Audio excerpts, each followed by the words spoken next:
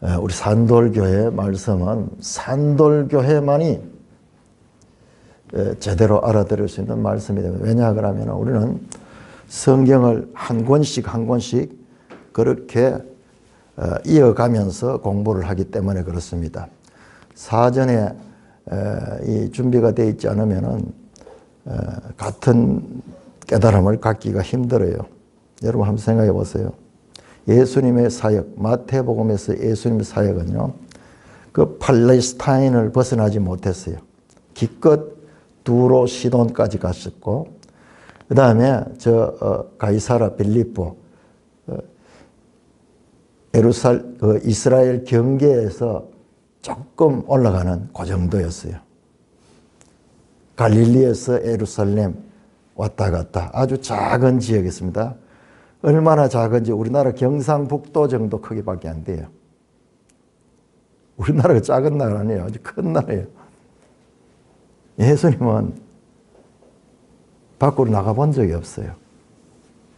그런데 오늘 우리가 대하는 로마서는 그 마지막 부활하신 예수님이 제자들에게 하신 그 말씀, 아버지와 아들과 성령의 이름으로, 삼위일체 하나님의 이름으로 모든 민족에게 나아가 세례를 주고 그들로 가르쳐 내가 분부한 모든 것을 지키게 하라. 교회를 세우라는 말씀이에요. 그 교회를 세우라. 바로 그 교회가 지금 세워지고 있고,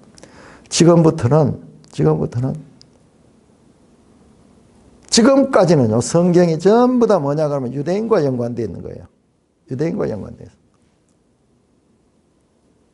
구약 성경 말할 거 없고, 마태, 마가, 이런 사람들이 다 유대인들이에요, 유대인들. 요한도 마찬가지고. 누가는 좀 다르죠. 누가에게서 흐릿하게 이방인의 이 시대가 암시되고 있는. 그러니까 누가복음도 엄청난 중요성을 가진 거예요. 그 다음에 사도행전이에요. 사도행전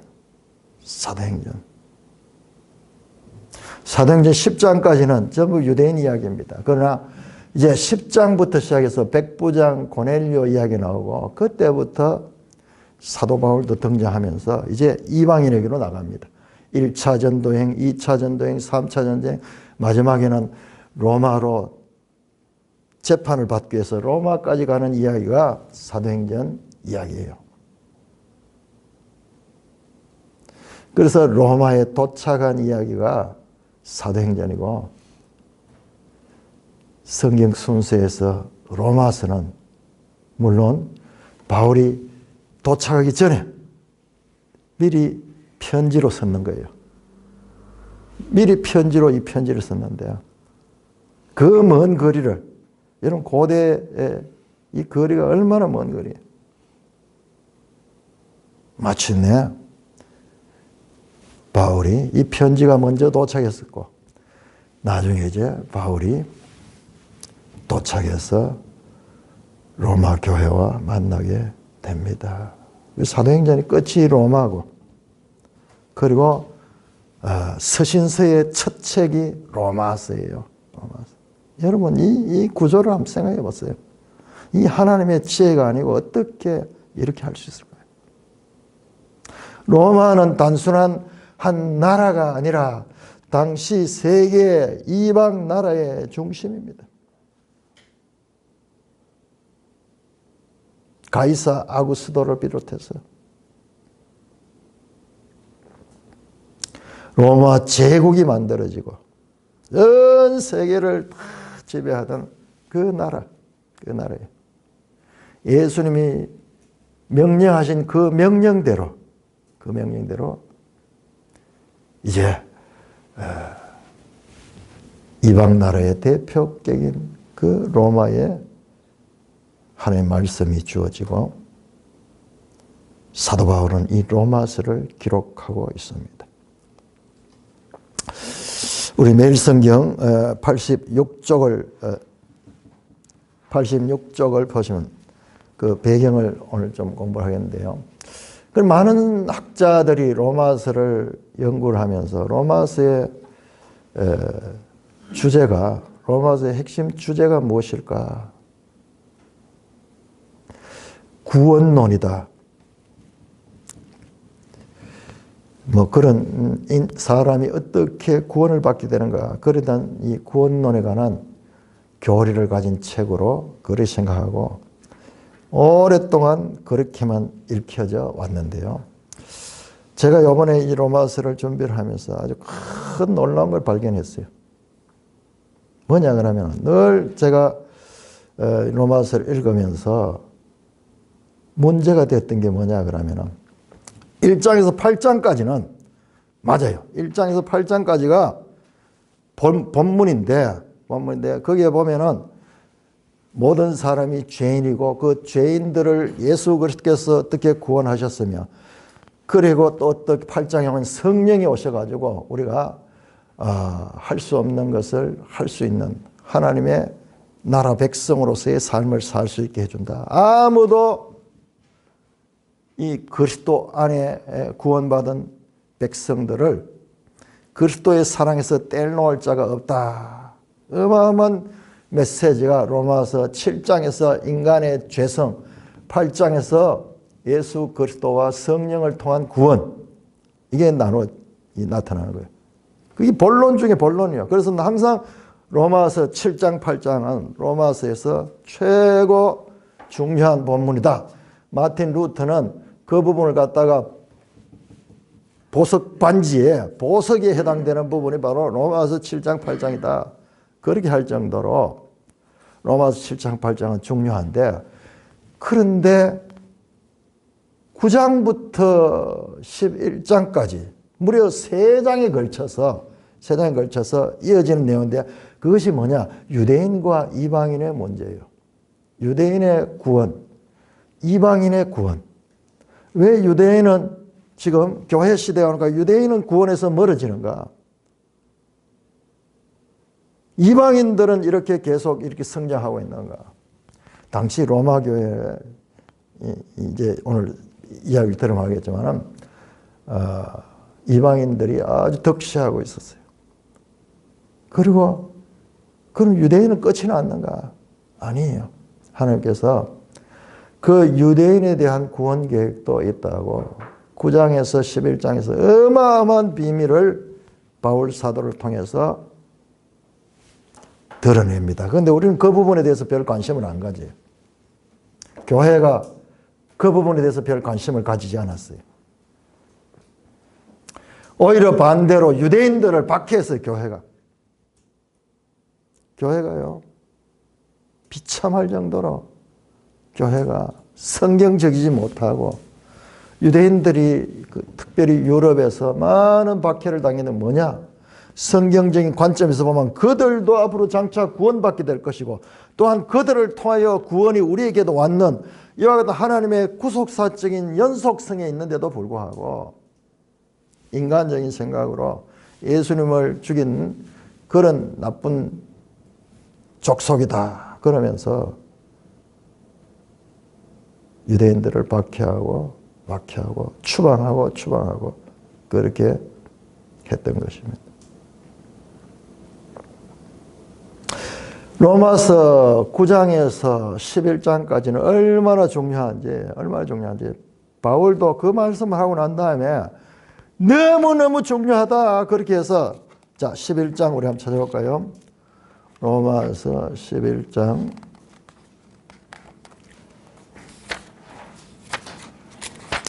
33절부터 자 여러분 11장 25절 보세요. 형제들아 너희가 스스로 짓다 이 신비가 뭐냐? 비밀이거든.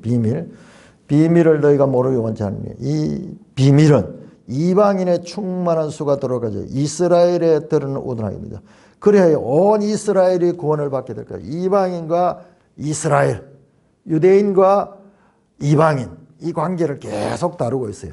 계속 다루면서 그걸 다 설명한 다음에 바울의 감탄이 바로 11장 33절에서 6절입니다. 우리 같이 한 목소리 읽겠습니다. 시작. 깊도다 하나님의 지혜와 지식의 풍성함이여 그의 판단은 헤아리지 못할 것이며 그의 길은 찾지 못할 것이로다. 누가 주의 마음을 알았느냐? 누가 그의 모사가 되었느냐? 누가 주께 먼저 드려서 갚으심을 받겠느냐? 이는 만물이 주에게서 나오고 주로 말미암고 주에게로 돌아갑니다. 그에게 영광이 세세히 있을지어다. 아멘. 바울이요, 로마서의 핵심 주제는 여기 있는 거예요. 여기 9절에서 11절. 이건 뭐냐? 지금까지 나타나지 못한 하나님의 구속사적인 완성에까지 이르는 그와 같은 구원 계획이 지금 여기 선포된 거예요. 우리는 앞에서 봤잖아요. 이방인에까지만 가는 거 봤잖아요. 이방인에까지. 유대인에서 이방인에까지 봤지만은, 그러나 바울은 로마서를 통해 가지고 다시 이방인에서 유대인에까지 이르는 이와 같은 하나님의 구원의 전 과정을 지금 말씀하는, 이게 가려져 있는 거예요. 이게 비밀로 되어 있는 거예요. 아무도 알지 못했던 것, 그걸 열어서 보여주는 거예요. 그러면서 여러분 바울이 이렇게 감탄한 적이 있습니까?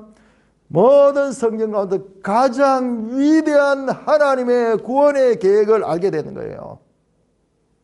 그러면서 12장부터는 바울 서신이 늘 그렇듯이 앞부분은 교리, 뒷부분은 생활, 실천 부분이에요.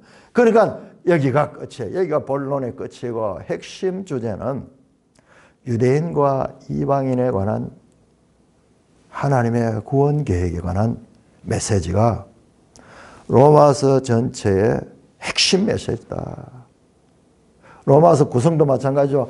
1장에 또 보면 이방인들의 죄가 나오고 2장에서는 유대인의 죄가 나오고, 그럼 유대인은 뭐냐? 하나님의 이 구약의 유대인들은 뭐냐? 유대인들이라고 해도 특별하지 않다. 유대인이나 이방인은 똑같이 다 죄인이다. 그래 하면서 그 다음에 전개하는 게 유대인, 이방인 포함해서 모든 사람이 동일하다. 죄인이다. 그 이야기를 해서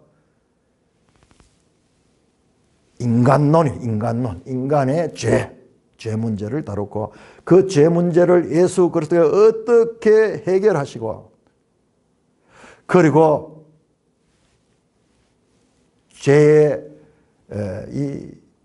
죄인들의 그 내면을 해부하듯이 드러보신 게 로마서 7장이고, 8장에서는 죄와 사망의 법에서 생명과 성령의 법으로 해방했다. 그러면서 예수 그리스도를 통한 구원을 노래하고 있는 내용입니다. 그러면서 이 유대인과 이방인에 관한 그와 같은 하나님의 구원의 계획을 말씀을 하고 있습니다. 자, 우리 86쪽에 발신자와 수신자 및 기록 연대, 로마서는 언제 기록했으며, 그리고 발신자는 사도 바울이고, 그리고 편지를 받는 사람들은 로마 사람들. 그러나 바울은 한 번도 이 사람들을 만난 적이 없습니다. 그들을 향하여 편지를 쓴데, 우리 아까 1장에 읽었듯이 바울이 목적이 있어. 로마 사람들에게 편지를 쓴 목적 가운데 아주 중요한 것은, 이제 로마인들을 통해 가지고 바울이 스페인까지 가려고. 스페인이 어디냐면 유럽의 땅끝이거든요. 유럽의 땅끝인데 스페인까지 이제 가는데, 로마 교회가 후원을 해주기를 바라는 그런 내용을 가지고 있습니다. 그냥 읽다가 보니까는 우리가 그것까지 잘 못 봤겠죠. 자, 이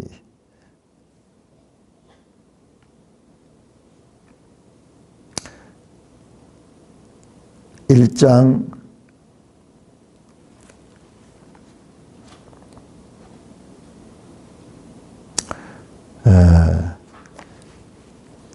뜻을 보면은 본인이 이제 큰 뜻을 가지고 이제 스페인까지 가려고 하는데, 거기에 로마 교회가 후원을 해주기를 바라고 있고, 제일 마지막에 로마 교회 개인 사람들 명단을 쫙 이야기를 하고 있어요. 그래서 로마 교회가 어떤 교회인가, 그것을 아는 것이 로마서를 이해하는데 아주 중요한 배경이 됩니다.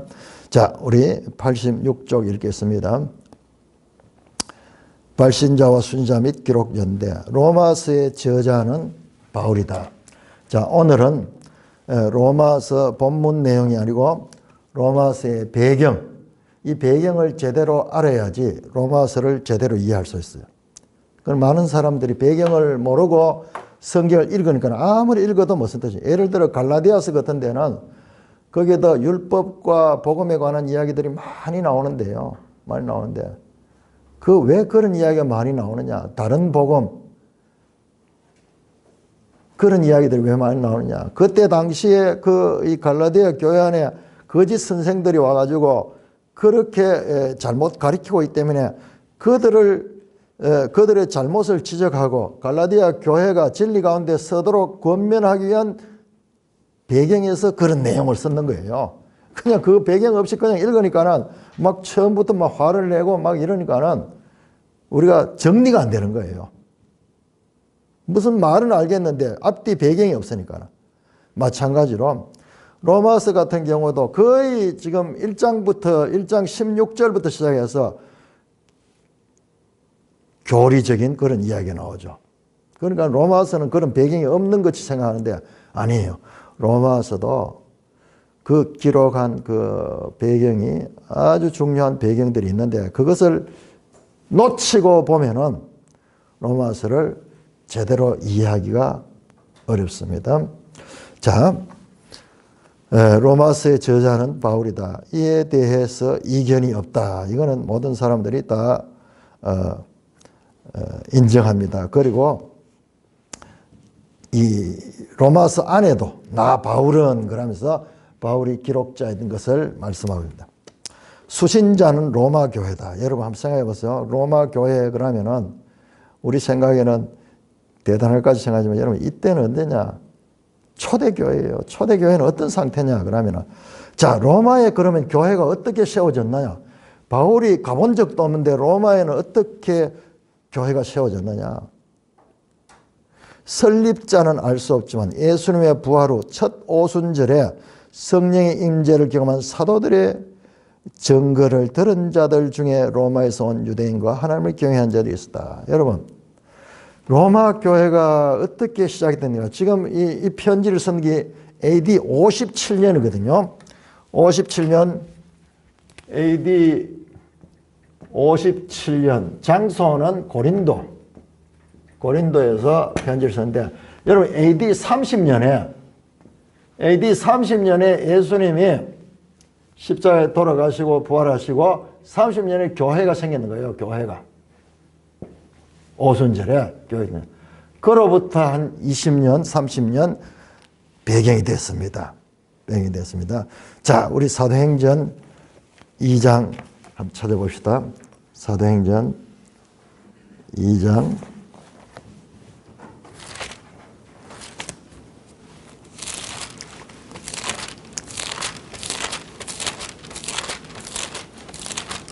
2장 10절. 자, 오순절날, 이 유대인들은 예루살렘으로 모이죠. 절기를 지켜 모이는데, 이때는 이미 이 알렉산더 이후로부터 유대인들이 많이 세상에 흩어져 있었어요. 그러니까 그 외국에 있는 흩어져 있는 디아스포라들도 절기 때는 예루살렘으로 왔는 거예요. 그래서 2장 10절에 보시면은 2장 9절 10절에 보면은 여기에 15개 나라에서 사람들이 왔어요. 9장에 보면은 우리는 바데인, 메데인, 엘람인, 메소포타미아, 유대와 갑바도기아, 본토, 아시아, 부르기아, 밤빌리아, 애국과 및 구린에 가까운 리비아 여러 지방에 온 사람들과 그 다음에 보세요. 로마로부터 온 나그네 곧 유대인과 유대기에 들어온 사람과 로마로부터는 두 무리가 와서 하나는 유대인들이 왔고 이미 로마에도 유대인들이 있었다. 이따 한번 찾아보겠는데 왜 누가 벌써 그 유대인들이 어떻게 해서 로마에 벌써 살고 있었을까? 그리고요, 거기에 보면은 유대교에 들어온 사람들 돼 있죠. 두 무리죠. 하나는 유대인이고 하나는 유대교에 들어온 사람. 이 사람들은 이방인들 가운데서 유대교를 믿은 사람들이에요. 그래서 이 사람들을 갖다가 이 사도행전을 자세히 읽어보면요, 사도행전을 보면 이 사람들 갖다가 뭐 하느냐 그러면 우리 매일 성경에 보면은 유대인과 하나님을 경외하는 자들이 있다 하죠. 요 하나님을 경외하는 God fear, 하나님을 경외하는 자. 요 사람들은 외국인으로서 유대교인들, 유대교를 믿는 사람들이요. 그래서 이 두 무리가 왔다가 그들이 로마로 돌아가 교회를 세웠다. 이들이요, 이때 성령이 임했는데 사도들에게만 임한 것이 아니라 그때 모인 사람들 가운데 강력하게 성령이 역사를 해가지고, 자, 사도행전 2장 33절, 2장 38절, 38절. 베드로가 이르되, 자, 사람들이 베드로의 설교를 듣고 막 회개를 하고 거기에 이 형제들아 우리가 어찌해야 되겠냐 이러면서 지금 회개 운동이 일어나고 지금 성령이 강력하게 그 모인 사람들에게 역사하니까요. 그때 베드로가 말합니다. 이르되 너희가 회개하여 각각 예수 그리스도의 이름으로 세례를 받고 죄사함을 그리하면 성령의 선물을 받으니 이 약속은 너희와 너희 자녀 및 모든 먼데 사람 곧 우리 주 하나님이 얼마든지 부르는 자들에게 하신 것이라. 누구든지 이방인들도 이제는 유대인뿐만 아니라 이방인들도 다 이렇게 성령을 받는다. 그래서 이 무리들이 그날 세례를 받았어요. 세례를 받고 41절에 그 말을 받은 사람은 세례를 받아 이날에 신도의 수가 3,000이나 되더라. 그들이 사도의 가르침을 서로 고지하고 떡을 떼며 오로지기다. 그게 이 로마에서 온 사람들도 유대인들이나 또 이방인 가운데서 유대교를 믿는 사람들이 이때 베드로의 설교를 듣고 회심하게 되고 세례를 받고 사도들의 가르침을 받고 본국으로 돌아가서 교회를 세우는 거예요. 교회를 세우는 거예요. 그러니까 이게 AD 30년경에 처음부터 강력하게. 그러니까 미리 이스라엘이 온 세계에 흩어져 살게 하셨던 것도 하나님의 큰 구원 계획 속에 포함되는 것이 그 말씀입니다. 자, 그래서 그들이 로마에 돌아가 교회를 세웠을 가능성이 있다. 교회는 빠르게 성장하여 예수님 부활 후 약 10년 뒤에는 신앙으로 인한 유대인 사이의 갈등이 로마 황제가 일치할 정도로 영향을 받다. 자, 그런 다음에 한 10년이 지나니까 한 40년경 되니까는 여기에 유대인들이 가운데 갈등이 생겼습니다. 자, 먼저 유대인들이 언제 로마로 먼저 가게 됐는가를 우리 한번 확인해 보겠습니다. 자, 지도 270쪽을 한번 열어보세요. 지도 270쪽. 자, 지도 270쪽을 보시면은, 저는 이 로마와 유대인에 관한 역사는 우리가 잘 알아야 돼요. 자, 먼저 지도 270쪽만 로마와 유대인들이 어떻게 만나게 되는가 보세요. 207쪽은 로마의 역사, 주요 사건 및 인물, 그러면서 거기서 쭉 내려오다 보면은 연대에서 66년에서 63년 나오죠. 66년에서 63년 폼페이우스가 시리아와 팔레스타인을 정벌하여 여기 팔레스타인이 이스라엘. 폼페이우스 장군이 있어요. 그 장군이, 자, 지도 272쪽을 보세요. 이 폼페이우스가 예루살렘을 포위를 해가지고 그 다음에 예루살렘을 정복합니다. 그러니까는 이때 로마군이 들어가서 이 유다를 처음 정복하는 이때가 BC 예수님이 오시기 63년 전에 있었습니다. 이때 거기에 보면 지도의 청원 270년 유대 역사가 요세푸스는 유대 정쟁사에서 7장에서 로마의 장군 폼페이우스가 예루살렘 포위 공격한 이때를 자세하게 기록하고 있는데요. 이때 폼페이우스는 유대인들을 많이 전쟁포로로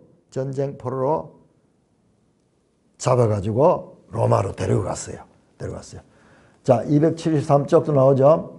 273쪽도 폼페이우스가 어떤 경로로 예루살렘을 점령했는가 나오죠. 자, 이때 많은 전쟁포로가 로마로 갔다가 거기에서 정착하게 된 무리들이 있었습니다. 그 이외에도 유대인들이 이모저모로 그때 여러 군데 흩어지면서 로마로 갔던 사람들이 있습니다. 그러니까 이때 로마 안에 유대인들이 많이 살고 있다. 수천 명이 살고 있다 그래요. 그런데 이 로마 속에 사는 유대인들 가운데 서로 분쟁이 생겼어요. 여러분, 왜 분쟁이 생겼을까요? 한번 상상 한번 해보세요. 왜 로마에 유대인들 집단이 있는데, 우리 한인 사회, 한인이 미국 가가지고 LA에 살고 있는데, 그 한인들끼리 막 분쟁이 생겨가지고 문제가 생기는데, 유대인들 사이에 어떤 분쟁이 있을까요? 한번 상상력을 발휘해가지고, 이 사건하고 연결돼가지고. 자, 유대인들 가운데 이때 예수를 믿는 유대인들이 생겨나는 거야. 자, 정통 유대인들과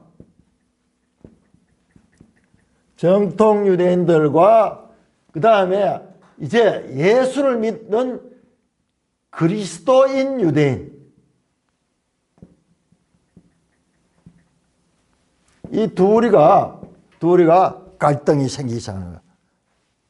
여러분 한번 보세요. 사도행전 보면은 정통 유대인들이 바울이 그 예수님을 전하니까요, 바울을 죽이려고 막 계속 추적하고 무리를 지어가지고 바울을 제거하려고 합니다. 그만큼 정통 유대인들이 봐서는 이 그리스도를 믿는다는 것은 용납할 수 없는 거예요. 그런데 성령의 강력한 역사로 말미암아 가지고 성령의 충만을 받은 이 그리스도인 그 예루살렘에 갔다가 이 예수 그리스도를 믿게 된 자들이 여기 와서 점점 성장하는 거예요. 성장을. 유대인들이 주동이 돼 가지고 이방인들도, 자, 이제 여기에는 유대인들만 있지만은 이 그리스도인 유대인들은 로마 사람들도 이방인들도 자신들의 공동체에 받아들이는 거예요. 그러니까는 수가 점점 늘어나게 되고 영향력이 커지니까 정통 유대인들이 위기를 가지면서 그리스도인 유대인들과 얼마나 심각한 갈등이 있었겠습니까? 그런 가운데서 얼마나 갈등이 심했는지 이 소식이 로마 황제까지도 들어갔어.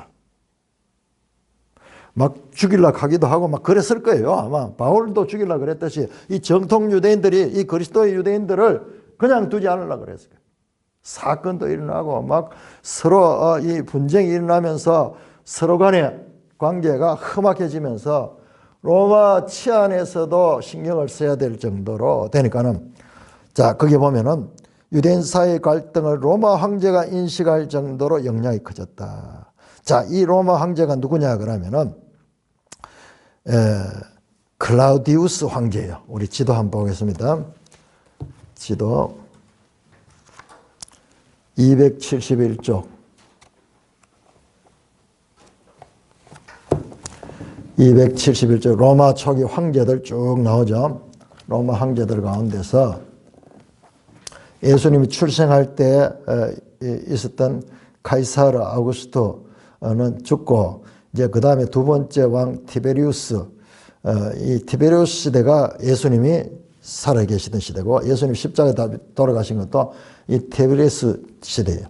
자, 그 이후에 가이우스 카리듈라가, 그 다음에 클라우디우스 나오죠. 자, 이 클라우디우스가 재위 기간이 41년에서 54년이요. 자, 요게 지금 로마 교회와 아주 중요합니다. 자, 이때로부터 한 10년이 지났죠. 한 40년 정도 됐거든요. 그러니까는 이때 로마의 황제가 클라우디우스였어요. 클라우디우스인데 클라우디우스가 보니까는 유대인들 안에서 문제가 생기니까는 어떻게 했느냐 그러면은 이 클라우디우스가 로마에 사는 모든 유대인들을 추방해버렸어요. 로마에서 추방시켰습니다. 그리스도인이거나 정통 유대인이거나 유대인들은 전부 다 여기 로마에서 이제 살지 못하다 추방시켜버렸어요. 자, 사도행전 18장을 합니다. 사도행전 18장. 사도행전 18장 1절 2절. 자, 바울과 이 로마 교회와 만남이 여기서 일어납니다. 자, 18장 1절. 그 후에 바울이 아덴을 떠나 고린도에 이르러 아굴라라 하는 폰도에서 난 유대인 한 사람을 만나니, 이 유대인이 누구냐 그러면은 글라우디오가 모든 유대인을 명하여 로마에서 떠나라 한 거로 그가 그 아내 브리스길라와 함께 이탈리아로부터 온 새로 왔다. 이 무슨 말이냐 그러면 이 글라우디오가 누구냐 그러면 바로 로마 황제예요. 로마 황제가 유대인들을 로마에서 다 추방시켰는 거예요. 그래서 추방돼 가지고 이 사람이 고린도에 왔다가 바울을 만났어요. 바울을 만났는데, 근데 이들이 이거 아주 이 훌륭한 그런 성품의 그리스도인이야. 로마 교회에서 왔어. 로마 교회. 그럼 로마 교회에 있던 유대인 그리스도인들이 다 쫓겨났는 거예요. 다 쫓겨나긴 하. 그럼 로마에는 누가 있느냐? 로마에는 이방인들만 있는, 이방인 그리스도인만 있는. 이게 로마 교회가 이때 로마 교회는 유대인이 아무도 없는 그런 공백 상태가 5년이나 이루어졌는 거예요. 글라우디오가 유대인들을 다 추방시켜버렸어요. 그래서 이제 로마 교회는 유대인들과 이방인들이 함께 신앙생활을 했는데, 그래서 이제 이방인들 한번 생각해 보세요. 처음으로 이방인들이 이제 유대인들과 함께 그 예수를 믿고 교회가 세워진데, 여러분 그때 성경이 없잖아요. 우리 같이 뭐 신약 성경도 없고 아직 이런 성경도 서해지지 않고 이러니까 그냥 은혜로 믿는 거예요. 은혜로. 우리도 예수 처음 믿을 때 그랬듯이에요. 그러니까 그 안에 뭔가 이방인들의 어떤 생활이라든지 이런 것들과 또 유대인들하고 맞지도 않는 부분도 있고, 이런 가운데서도 유대인들이 중심이 돼가, 유대인 그리스도인들이 중심이 돼가지고 로마 교회를 이제 세워갔는데, 그 로마 교회 유대인들이 다 추방당했는 거예요. 자, 그런데 사도행전 18장 24절 보시면요, 이 로마에서 온 브리스길라와 아굴라라는 이 그리스도인 부부가요, 얼마나 훌륭한지. 자, 24절. 알렉산드리아에 난 아볼로라는 유대인이 에베소에 이르니 이 사람의 언변이 좋고 성경에 능통한 자라. 그가 일찍이 주의 도를 배워 열심으로 예수에 관한 것을 자세히 말하며 가르치나 요한의 세례말. 이 알렉산드리아에서 온 아볼로, 이건 이집트 쪽이에요. 이집트. 그런데 아볼로가 아주 똑똑한데, 그러나 성령에 대해서 잘 몰라요. 그래서 그를 어떻게 하냐. 26절 보면 회당에서 담대히 말하기 시작. 브리스길라와 아굴라가 듣고 데려다가 그를 따로 불러가지고 더 자세하게 하나님의 도를 더 정확하게 풀어 이르라. 이 브리스길라와 아굴라, 로마에서 온 이 그리스도인이 이 아볼로를 가리키는 내용이 나와요. 자, 이 사람이 지금 다시 16장 한번 넣어보세요. 로마서 16장 한번 넣어보세요. 16장에 이제 여기 나오는 거예요. 16장 3절. 너희는 16장 3절에 너희는 그리스도 예수 안에서 나의 동력자들인 브리스가와 아굴라에게 문하라. 여기 브리스가가 바로 브리스길라예요. 그들은 내 목숨을 위하여 자기의 목까지 내어내니 나뿐 아니라 이방인의 모든 교회도 그들에게 감사하느라. 또 저의 집에 있는 교회도 문화가. 여러분, 이 로마 교회가 어떤 교회냐면 가정교회들이에요. 가정교회야. 지금같이 무슨 따로 건물을 내놓고 무슨 교회 간판을 붙이고 이런 게 아니고 여러 개의 가정교회들. 지금 로마 여기 이름이 여러 사람 나오는 게요. 각 교회의 대표들이 있고 각 교회 대표. 자, 한번 보세요. 자, 15절 빌롤로고와 율리아와 또 네레오와 그의 자매 올룸바와 그들과 함께 있는 모든 성도에게 문안하라. 그러니까 교회가 여기저기 있는 거예요. 로마에. 많은 사람이 가정에 모이면 그렇게 모일 수도 없잖아요. 그러니까 한 6, 70명 이상 되면 아무리 부자도 그 집에 다 모일 수 없어. 그래서 여러 가정으로 나누어서 있는데 그들의 명단을 보면요. 노예들도 있고 여자들도 많이 있고 아주 놀라운, 그리고 아주 귀족들도 있고요. 너무너무 놀라운 공동체가 생겨나는 거예요. 여러분, 우리나라에 양반과 상놈이 언제 없어졌습니까? 예? 조선시대까지 끝까지 있었잖아요. 교회에 돌아가지고 우리나라에도 서울에 보면은 이제 교회가 처음 만들어지니까는 종들도 교회 나오고 이 상놈들도 나오고 그 다음에 양반들도 교회 나오고 이러니까 양반들이 견디질 못하는 거예요. 이게 어떻게 됐냐. 그래서 분립돼가지고 양반들이 모이는 교회, 그 다음에 상놈들이 모이는 교회, 이런 식으로 나누어졌다고요. 그래서 선교사들 그걸 절대 그걸 반대했죠. 그런데 우리 막 유교 전통에서 쩌드는 사람들이 그래, 나중에는 이제 서로 합쳐지게 되지만은 그만큼 그 당시에 문화적으로 그런 이 문제들이 있었던 거예요. 자, 그래서 우리가 여기서 로마서의 배경을 알아야 되는 것이 57년에 이 바울이 이 편지를 썼고요. 이 일이 유대인들이 로마에서 다 추방된 것이 49년부터 54년까지 무려 5년 동안이나 로마 교회는 이방인들로만 구성된 교회가 남아있었던 겁니다. 주후 49년 클라우디우스 황제는 그 갈등 해결을 위해 모든 유대인들을 로마에서 추방하는 칙령을 냈고 로마 교회의 유대인 신자도 이때 함께 추방됐다. 주후 54년 네로가 등극하면서 이제 비로소 이들이 돌아왔는 거예요. 그래서 우리 이 로마서 16장 3절에 브리스길라와 아굴라가 지금 로마에 와 있는 거예요. 지금 사도행전일 때는 거기서 쫓겨나와 있다가 한 5년 이상이 지나가지고 다시 돌아가 있는 거예요. 자, 여기에서 우리가 알 수 있는 것은 로마 교회가 아주 특별한 교회가 되는 거예요. 유대인이 없이 이방인 그리스도로만 구성된 5년 동안이나 처음에는 그전에는 전부 유대인들이 주도했겠죠. 유대인들이 지도하고 유대인들이 설교하고 유대인들이 가르치고 다 그랬겠죠. 그런데 뜻밖에도 이런 추방령이 해가지고 5년 동안 유대인 없는 이방인들만의 교회로서 로마 교회가 생겨나게 된 거예요. 아주 독특한 현상이 일어난 거예요.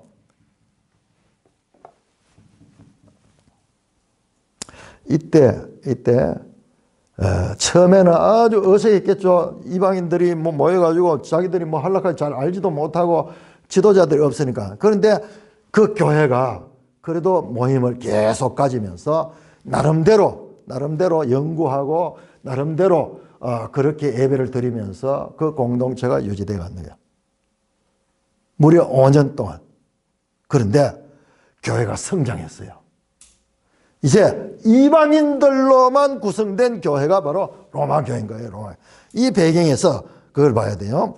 그래서 보시면은 이전과 다르게 이방인 신자 수가 많아졌고 유대인 신자는 상대적으로 소수가 됐다. 이 말은 유대인 신자가 아예 없었다가 5년 동안 없었다가 다시 돌아오기 시작했죠. 이제 그 칙령이 해제가 되고 난 다음에 이제 추방되었던 유대인들 가운데 여기에 재산도 있고 집도 있고 뭐 다 그리고 직업도 있고 이랬으니까는 많은 사람들이 안 돌아왔겠습니까? 돌아왔을 때는 이제 5년이 지난 후에 오히려 유대인 그리스도인들이 소수가 되고 이방인 그리스도인이 다수가 되는 아주 특별한 상황이 바로 로마 교회가 처해 있던 상황이라는 것을 우리가 알 수 있습니다.